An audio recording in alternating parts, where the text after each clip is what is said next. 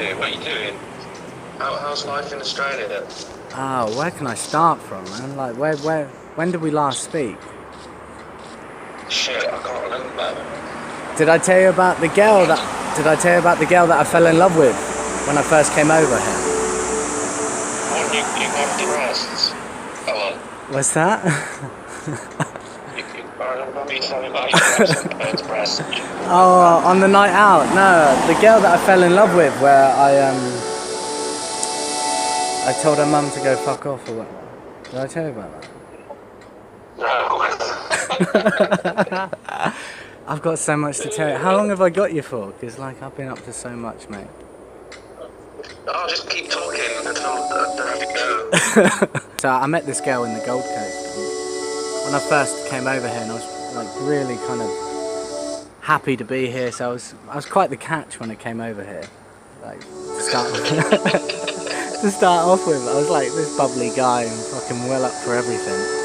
And I got to know this girl, and she was beautiful, honestly stunning. Like, eventually, I've spent like a week trying to get this girl to go on a date with me. And finally she does. Like she goes on, we go on this date together, and never had so much fun. I've just been laughing the whole fucking time. So I keep telling her how much What nationality is she? she was Canadian. So I was telling her, we were chatting and we were messing around and stuff, and we we're both telling each other how much we love each other. And how we're going to be together, forever, right? Amongst a load of other jokes. So the joke carries on, and she ends up calling up her mum and being like, "Oh, mum, I'm going to go marry this guy from England. I'm in love with him." The mum's like, "Oh, okay." Mum's like, "Okay, how long you known him?" She's like, "I've known him a week, but I love him to bits," kind of thing, like. And we're messing around, joking. She was actually on the phone to her mum saying that. Yeah. And so the phone call, it's like just before Christmas, so the phone call, she's phoning home to just like wish everyone a happy Christmas. And her niece, right? Her niece is about 6 or something. Yeah. It's like there's written out Jingle Bell Rock to sing her down the end of the phone. So it all gets very emotional because she's singing this like very cute song down the end of the phone, and like I could see Emma was tearing up. So I said to Emma, "Oh, how old is she?" And she was like, "She's 6." And I said, "Oh, they must be a bit slow to learn in Canada, eh?" And the mum heard down. So the mum heard down the end of the phone.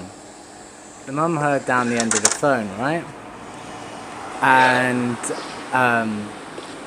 the mum was like, "What the fuck did that guy just say about my granddaughter?" And she was like, Emma was like, "Oh, don't worry, it's just English sense of humour, he's only joking," kind of thing. Emma came off the phone and was like, "Me and my mum were really upset about what you said." I was like, "Well, if the kid heard, I'm really sorry, I didn't mean to say that, I was only joking." And she was like, "No, just my mum." And before I could even, like, the words just slipped out straight away, and I was like, "Oh, well, you know what, your mum can go fuck herself." Because I just had this image,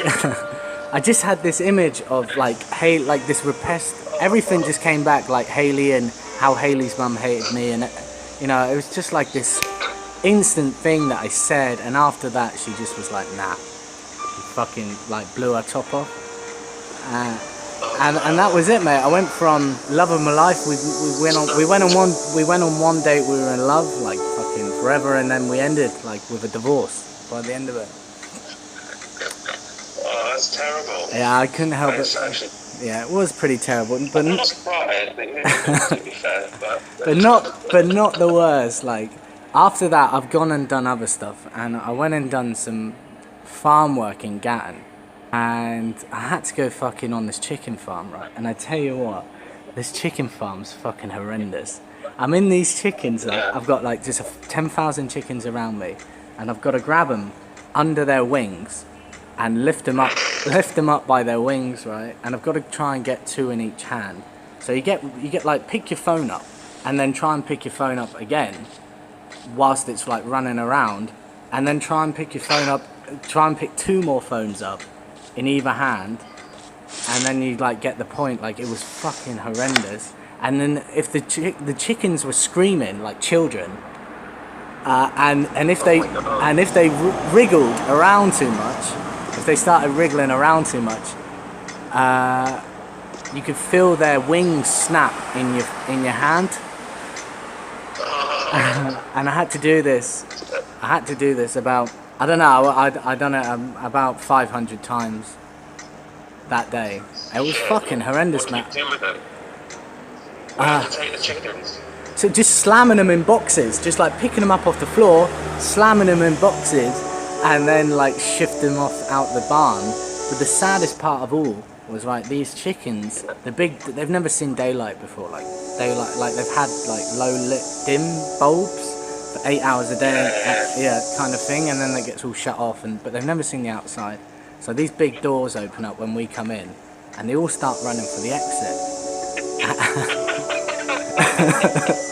They all start running for the exit, and then they get to the exit and they've never seen the outdoors, so they all run back inside, mate.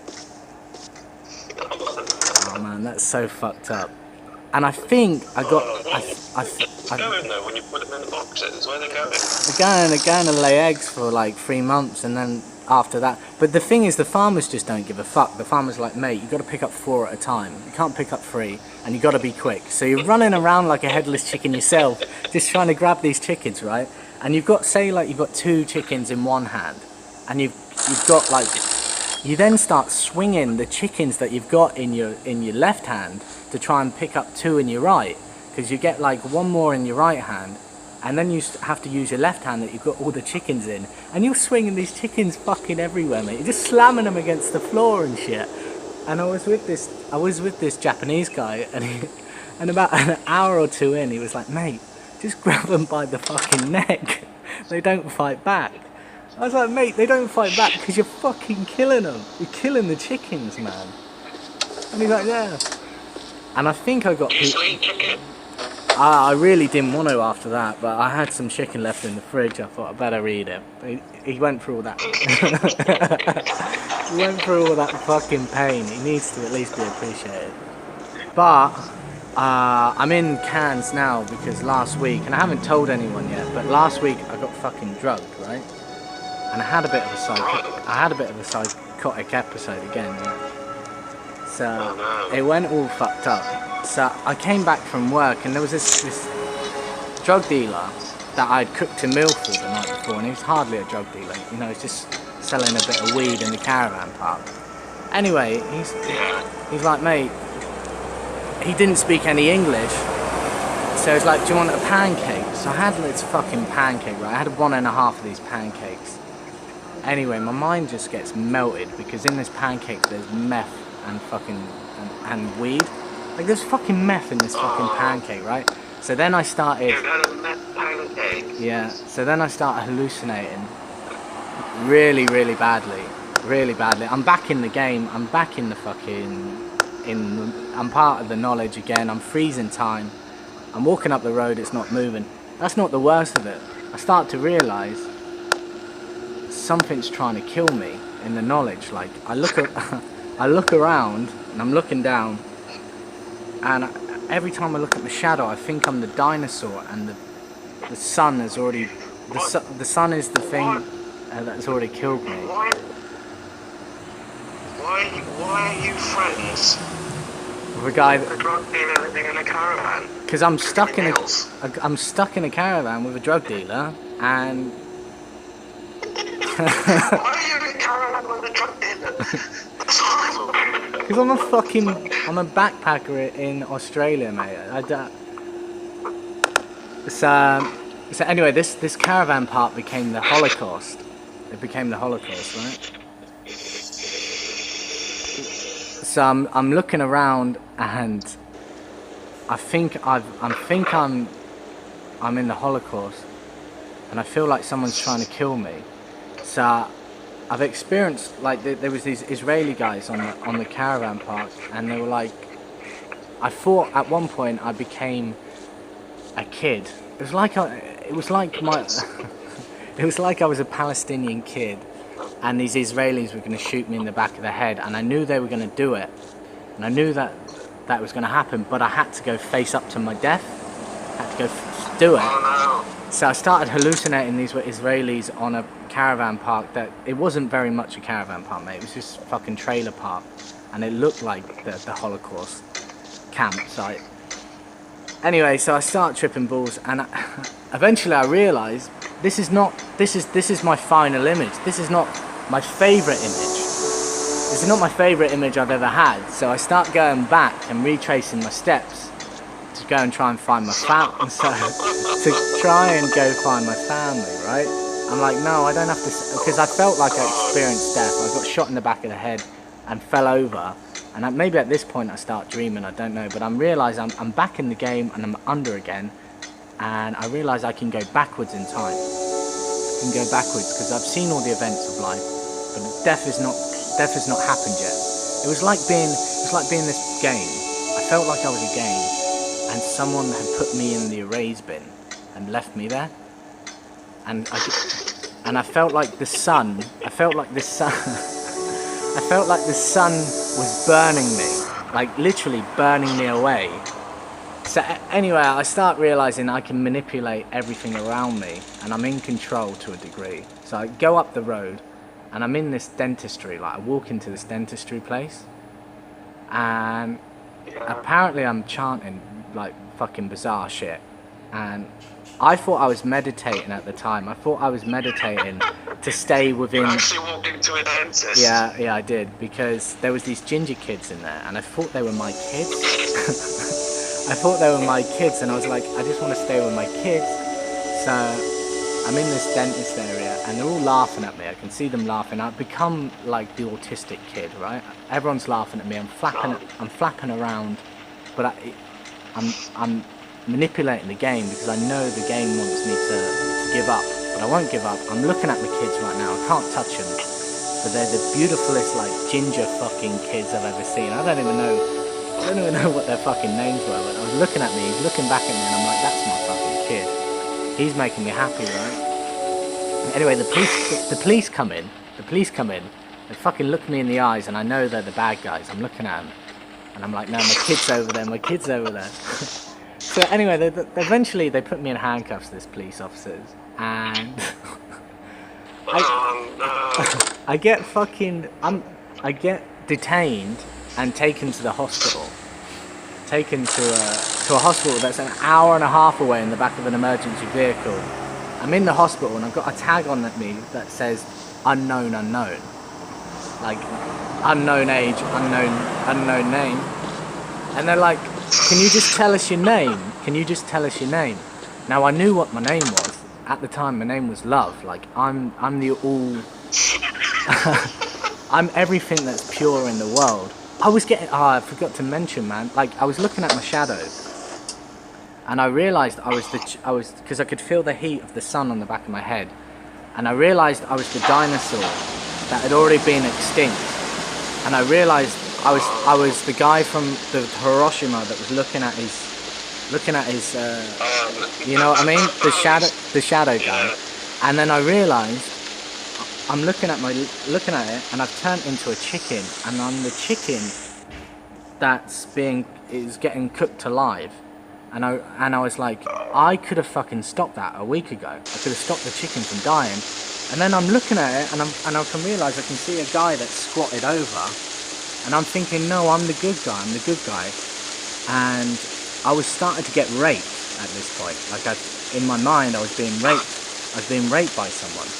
Because I was bent over and I was looking at my thing, and I could see I was squatted over, and I was being raped. I was a child being raped by a guy, right? At the time. Oh my God. And then I realised, no, hang on a second. I'm actually the machine. I'm the machine. I'm the web, like the internet. I'm because I would look into like this, you know if you look into the sun and you get that black spot. Yeah. It was like I was looking at my final image, when I looked down at the floor, it's like I was looking at my final image, and then any kind of light, any normal light, was like the part, like if you look into a bulb or whatever, that was where my image was getting burnt away from. That's the virus that was trying to kill me was burning it there, and no natural light. How long did they keep you locked up in hospital for? Just a nightmare. Anyway, so like I'm because I had no money, I had nothing. They were like, this guy's got no money, he's got nothing, he's got no ID. He won't let anyone go on his phone. I was like, the phone's the very final thing that I'm holding on to. And because I was like, it holds all the knowledge. Like, the phone holds all the knowledge. And these people want... Were you speaking to them? No, I wasn't, mate. They were like, what's your name then? What's your name? Because that's all we need to help you. And I was like, I knew what my name was. My name was Love. And I was like, I'm not going to let you have my love. That's mine. I'm looking after that. So anyway, so I get off this trip, right? I'm still on it. They've let me out the hospital. I'm in the middle of nowhere. I'm an hour and a half away from where all my stuff is. And at this point, I'm like, fuck, I don't know where to go. So I start walking around the city. And I see this guy he comes over to me. He's like, do you know where we can get any meth tonight? And I'm looking at him thinking, fuck me, man. Like I'm you. You're just me. I'm you. Everyone. And he's like, This is the real guy, right? So he then starts walking up the street. He's like, follow me, mate. I'll take you to where you need to go. So I start following him. And I'm like, I'm not sure if I should trust this guy. He's taking me to the train station. I said I need to get to the train station so I can get back to where I was. So I start following him. Yeah. And he's not looking at me. He's just bobbling along. So I stop moving, right? I stop moving because I'm like, he's not even looking at me. How's he know I'm behind him still? So I stop moving and he just stops straight away. Right? So at this point I'm like, I'm still fucking under. I know. I'm still in the game because this guy's completely stopped without me even moving or about even telling him. And then he turns around because I start walking off. I'm like, I can't trust this guy. Like, it's the only two people in this whole fucking city are me and him. No one's awake at night for some reason. There's just no one about. And I start walking off. And he's like, mate, where are you going? I'm like, I'm going to go a different way. It's like, the train station's this way. Anyway, so I fucking walk off. Fumble around the city and I find my way to the train station and I stop, fall asleep. I'm freezing at this point. And this guy comes up to me again and wakes me up and his arm feels really fucking warm. Like really nice warm. It's like I'm not here to hurt you, but just remember, stay off the road because the police will get you. And they're the bad guys. And I'm like, at this point, I'm like, oh my fucking god, should I trust this guy or not? Because I felt like Lord of the Rings. I felt like Frodo. I felt like I had all this knowledge and this thing that everyone was trying to get at. But anyway, I woke up the next morning, fucking rocked up to... The police come and got me again because they were like, there's been reports there's a crazy guy hanging about in Ipswich and no one knows what he's doing. And the owners of the caravan park, because I was close to their kid, like there was a kid there, like a girl, Yeah. and I became friendly with her, like I was like, because it was like similar thing to what we were doing back home, and they were like, Sam, we'll come pick you up, man, you're a decent guy. And they explained the whole situation about how I got drugged by my fucking neighbour, and they were like, that's fucking out of order, that shouldn't have happened. You know, we'll give you your own caravan and all this. And I was like, to be honest, like now I can't stay here. It's been too fucked up. And no one wants to, fuck me. Like, no one on the caravan wanted to fuck me. I mean, Jesus Christ. There was a group of girls at this caravan park that I was at. They had fucked everyone in the caravan park. Everyone. and somehow I missed my go. And it went back to the first guy again within 3 weeks. And I was like, where was my go? Like, literally just missed me out of the fucking turn. So, Oh my god. Fucking hell, mate. Sounds like an adventure. I'm not sure it sounds necessarily like a very fun one all the time, but It ain't gonna be fun all the time, is it? But like, it's an adventure, No. man. It is an adventure, Kevin. Jesus. When are you coming back? I don't know. I was gonna come back last week when this all happened, but Oh, it happened last week.